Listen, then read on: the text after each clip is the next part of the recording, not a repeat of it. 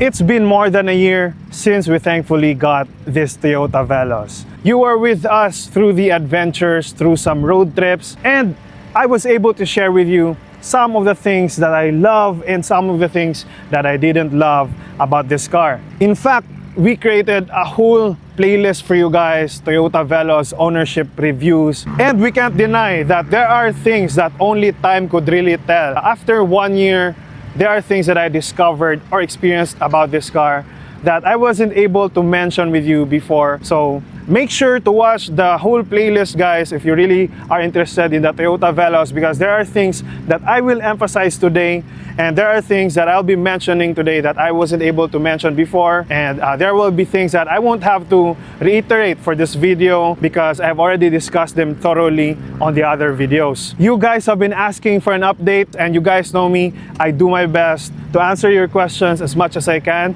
So ladies and gentlemen, this is the Toyota Veloz after 1 year of ownership. Would I still recommend it? That's what we'll find out today. So just sit back, relax, and enjoy.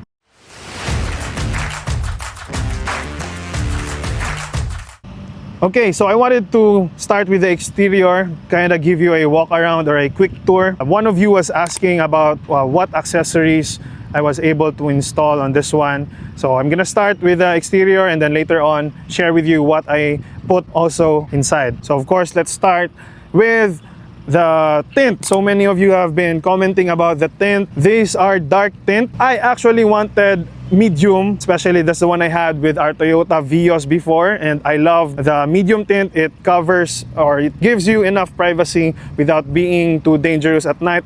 But for this one, these are dark tints, and the brand is I'm gonna put it in the screen right now. Oh, so this is a freebie. The tint is a freebie. I didn't pay anything for it, but so far, guys, I can say that it gets the job done. I like, of course, how it looks. Like you guys have said, it really matches the Toyota Veloz overall look and sophistication. So again, gives you privacy.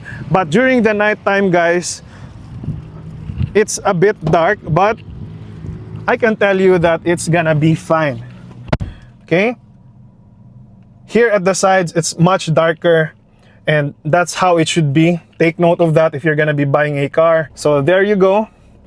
Here at the sides, it's a bit darker, but at the front, it's a little lighter. Light here inside, but dark outside. These are really great tint from the casa. So let's get back outside.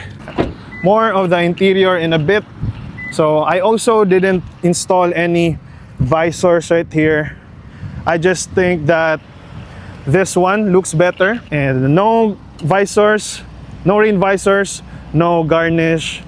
Both the front and the back, I didn't also install any garnish. Okay, just a clean look for me. And then of course just the V emblem. Okay, I just really like that. As you can see, no visors and no garnishes. So I really like this concept so far. Very satisfied. I really love the look, and thankfully one of you were able to appreciate it. One of our very solid subscriber and viewer. Thank you so much. So when it comes to the tires and ground clearance, we know, I've shared to you before, that one way of improving the ground clearance of the Toyota Veloz is by changing your tires, upgrading it, buying a more chunky tires. But for me, the ground clearance of the Toyota Veloz is more than enough. So now let's go over to the rear. I really love that red straight line with a brake light. By the way, this one is very dust always accumulates here, so some other people delete this part, but of course this rear wiper is going to be very useful. So for me, I just kept that. So here in the rear compartment, apologies for all the stuff. We bought a lot of stuff here. Some exciting, very exciting things coming up here for our channel and our community.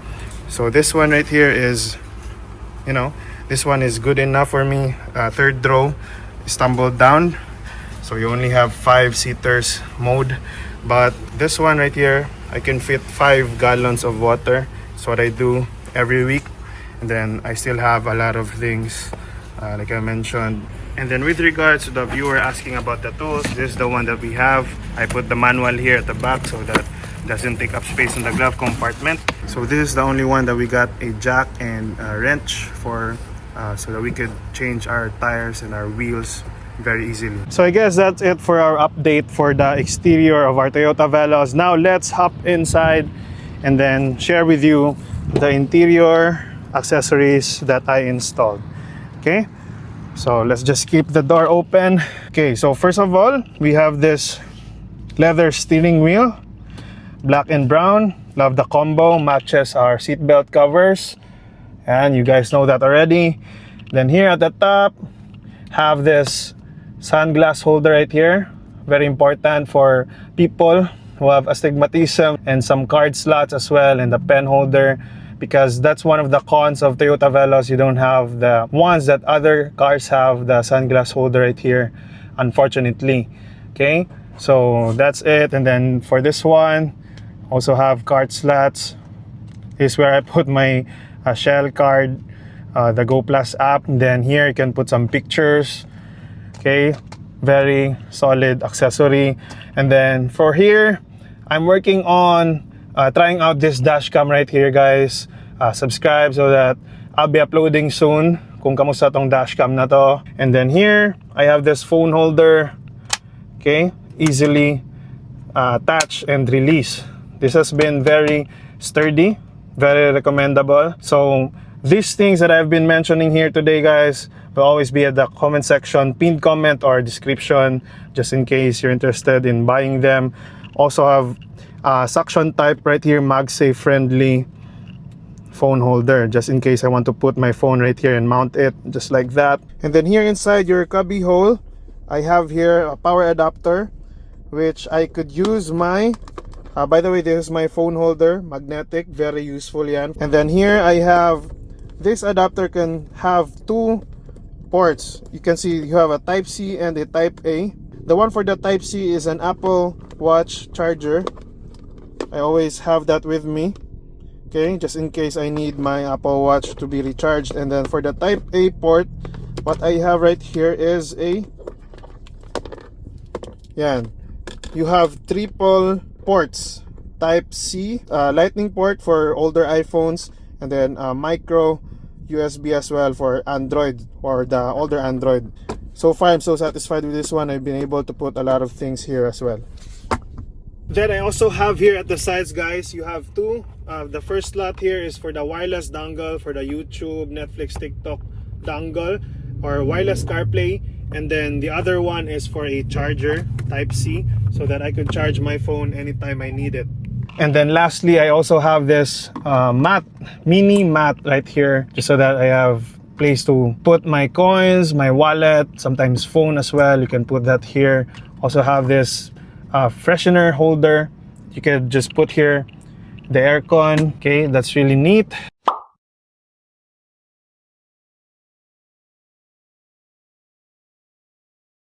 So yeah, basically that's my setup for the interior. So now that I'm able to give you an update for the exterior and the interior updates for the Toyota Veloz, now let's proceed to our driving performance and our thoughts about the driving capabilities of the Toyota Veloz. But before we go there, I just want to give a huge shout out to all of you guys, loyal viewers, subscribers, for all your kind comments. Really keeps me going. So now hop on with me, fasten your seatbelts. This is gonna be a great ride. So tara, let's go.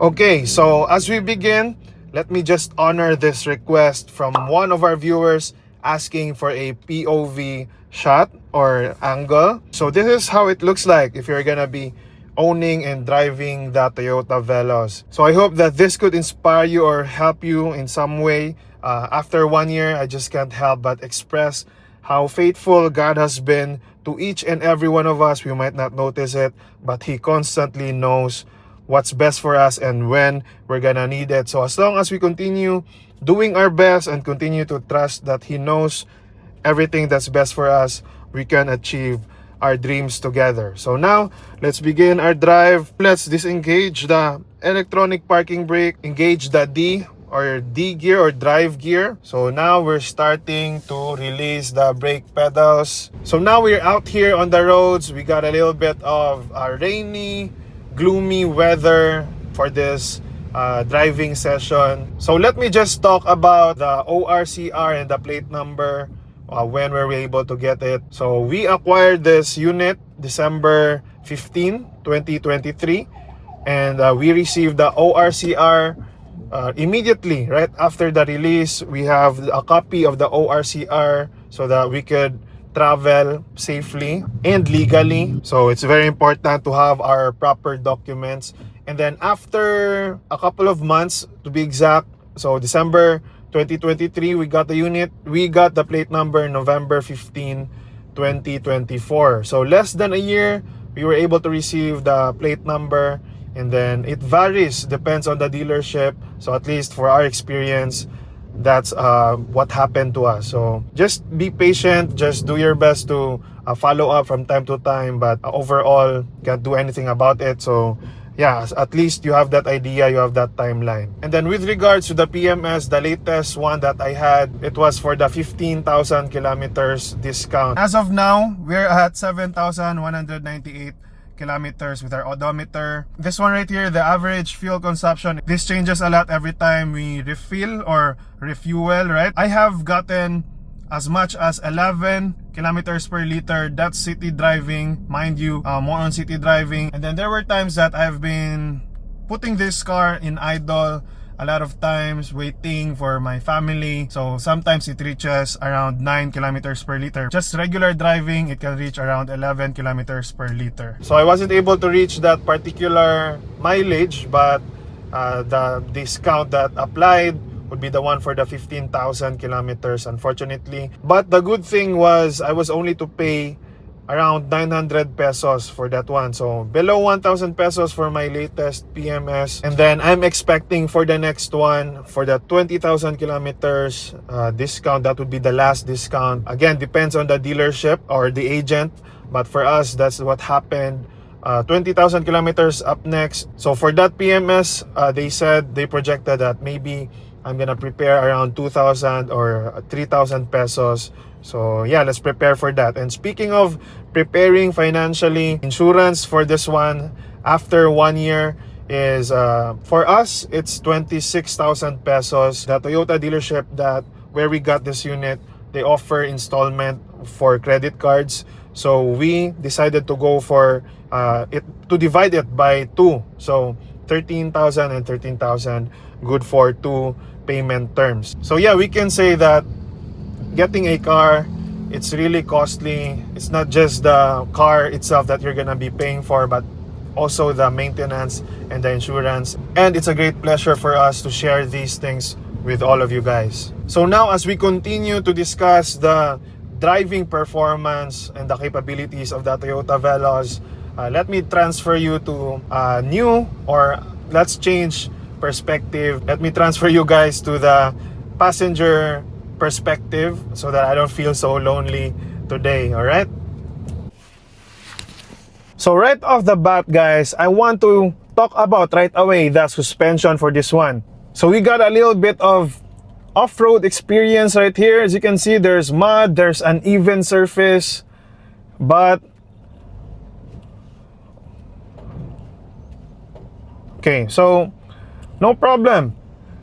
It can handle off-road. Even when I'm alone, again, no problem with the suspension. And to be honest with you, my brother is actually laughing at me because there are times, especially there are big humps, I don't really slow down that much because yun nga, on our experience with Toyota Veloz, you really have to really slow down just so that you don't feel the bumps. But for this one, usually, guys, I don't have to. I usually just go through the bumpy roads with ease and no problem. So this right here, I'm passing through uneven roads again.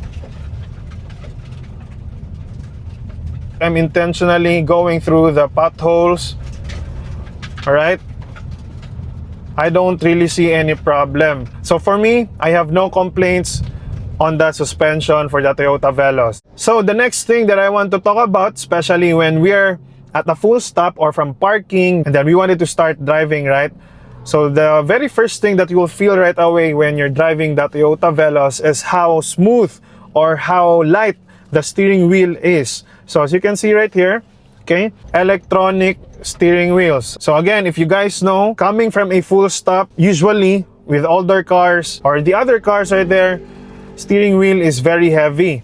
But for this one, even at a full stop, as you can see, very light. Okay, that's why it also makes this car very comfortable. You're not gonna feel tired at all every time you're gonna have a long drive or even for a day-to-day basis. That's one thing that I love about the Toyota Veloz. Okay, so now that we're driving, okay, very smooth, just with the normal mode right now. There's a pothole right there. Wow. For me, this just eats up like uneven surfaces or potholes. Okay, then in terms of power, it's really powerful enough for me, especially with the roads that we have here in the Philippines. Now, one thing that I wanted to share with you guys, honestly, okay, no complaints if when I'm here at our area or our location here in the city. But once we brought this Toyota Veloz, guys, as a family to my wife's province, her parents' province in Negros, I experienced there, guys, unfortunately, you will feel the lack. I was able to say that when there are a lot of freeways right there, there were a lot of free roads there in that province. Sometimes you do your best. We wanted to arrive at their place as fast as we can because of the very large amount of space and the spacious roads there in that province. You're gonna really have a lot of opportunity to press on the pedal. That's when I really realized, unfortunately, the lack of CC. So that's something that you really need to consider if you're someone who's planning to use the Toyota Veloz for a very long ride, going through different cities or different provinces in the Philippines. You will really feel that a lack of CC. But if you're just gonna be having a chill drive, then no problem, okay?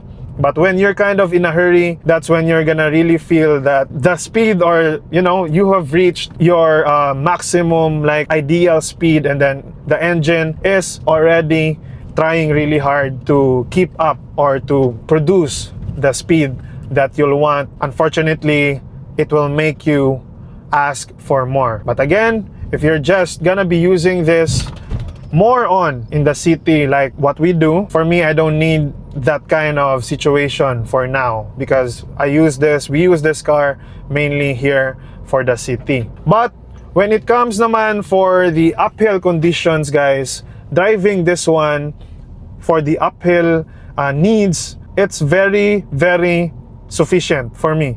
We've tried this one again with a long ride with our family. We're able to take advantage of the 7-seater or the 7-seating capacity, no problem at all with the uphill conditions.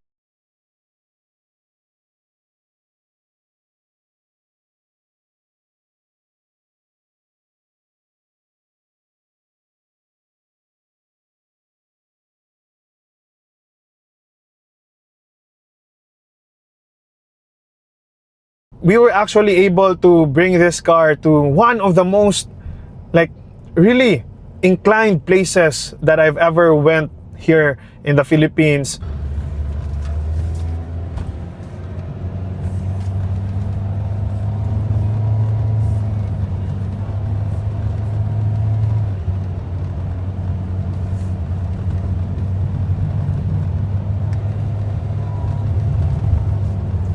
We also brought with us a lot of things during that time, and I was really kind of nervous when we went there because knowing that it's just a 1.5 liter engine. But it turned out that the Toyota Veloz did not disappoint during that time. And there were times, honestly, I said that normal mode is most of the time sufficient, but during that time I decided to activate the power mode just to be safe. And you know, it's better safe than sorry, and you have that feature, so might as well use it, especially for very, very, very inclined angles. I'm thinking of sharing with you more in the future. We're gonna continue to do our best to maximize the 7 seating capacity. So again, is the Toyota Veloz enough for those uphill situations? I can say yes, it's very capable. So now let's talk about, as a driver, one thing that I really appreciate about the Toyota Veloz is, of course, what you pay for this car is that Toyota Safety Sense. 360-degree camera, rear monitoring, rear cross traffic alert, a blind spot monitoring, and then again, the auto high beam for safety. But I think one of the most important feature of the Toyota Safety Sense that both me and my wife were able to appreciate, guys, is the forward collision mitigating system, or the automatic emergency braking system. There was this one time that the road was actually a bit steep, and there are times that it's possible that you're gonna lose control, right? Or you might not notice, but you're not pressing the brakes enough. So the tendency is, because of gravity, you're slowly going down and you didn't know it. But with a forward collision braking assist, it automatically stops the car and prevents you from bumping the vehicle in front of you. Honestly, for me, that's very, very helpful. That saves a lot of time, a lot of money, a lot of hassle. And again, that's what you pay for.